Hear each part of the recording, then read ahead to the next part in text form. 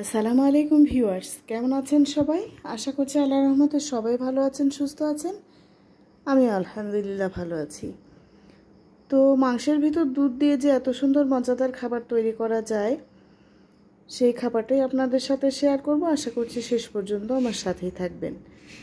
তো মজাদার খাবারটা কিন্তু বাচ্চারা অনেক পছন্দ করে, আর আমারও অনেক পছন্দ।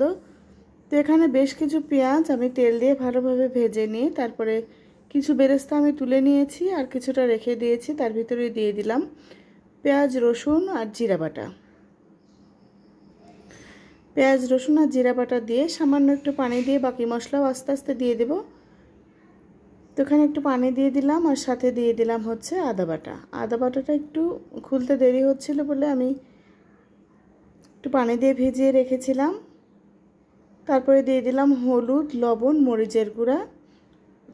এখানে আমি হলুদ ব্যবহার করিনি, এখানে শুধু লবণ আর হচ্ছে মরিচের গুঁড়া, জিরার গুঁড়া দিয়েছি।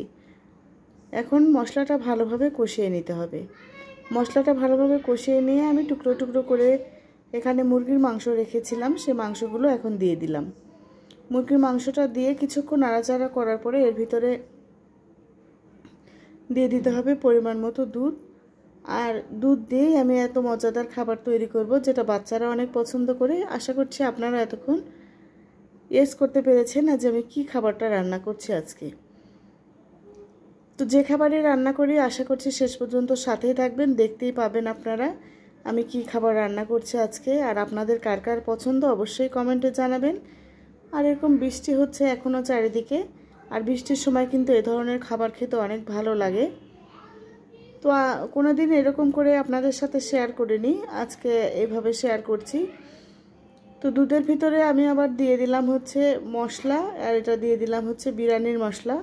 এতক্ষণে আপনারা নিশ্চয়ই বুঝতে পেরেছেন যে আজকে আমি বিরিয়ানি রান্না করছি। হ্যাঁ, বিরিয়ানি রান্না করছি। তো মাংসটা ভালোভাবে রান্না করে তুলে নিয়েছি, তারপরে কড়াইটা পরিষ্কার করে নিয়েছি, আর এখানে ধুয়ে নিয়েছি 1 কেজি চাউল। আর এবার দিয়ে দিলাম কিছু মশলা, সাথে দিয়ে দিলাম লবণ। লবণ দেওয়ার কারণে এখানে হচ্ছে নিচে পোড়া লেগে যাবে না, আর চাউলটা ভাজাও কিন্তু অনেক সুন্দর হবে। এখন আমি কয়েক মিনিট ধরে চাউলটা ভালোভাবে ভেজে নেব। যেসব ভাই বোনেরা আজকে প্রথম আমার চ্যানেলটি ভিজিট করছেন তাদের কাছে রিকোয়েস্ট করছি, প্লিজ আপনারা আমার চ্যানেলটি সাবস্ক্রাইব করবেন, লাইক, কমেন্ট, শেয়ার করে দিবেন যদি আপনাদের কাছে আমার ভিডিও সামান্যতম ভালো লেগে থাকে। আর যদি ভালো না লাগে সেটা আলাদা বিষয়। যদি ভালো লাগে তাহলে আমার চ্যানেলটি সাবস্ক্রাইব করবেন, এটা আপনাদের কাছে আমার রিকোয়েস্ট। তো চাউলটা বেশ খানিকক্ষণ ধরে ভেজে নিয়েছি।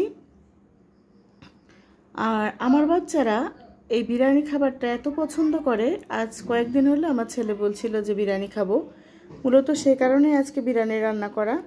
আর আমি যে পরিমাণ চাউল নিয়েছিলাম তার ডাবল পানি এপাশে ফুটিয়ে নিচ্ছি। তো ডাবলের একটু কম পানি দিতে হবে, কারণ মাংসের সাথে একটু ঝোল রয়েছে। এ কারণে যদি আপনি 4 পট চাউল নেন তাহলে 8 পটের সামান্য একটু কম পানি দিতে হবে, তা না হলে কিন্তু বিরিয়ানিটা একেবারে নরম হয়ে যাবে।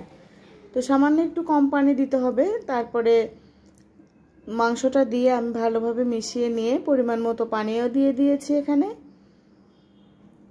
এরপরে কিছুক্ষণ আমি হাই হিটে রাখবো, তারপরে একটু লো হিটে রাখবো 10 থেকে 15 মিনিট। বিরিয়ানি রান্না করতে কিন্তু খুব একটা বেশি সময় লাগে না।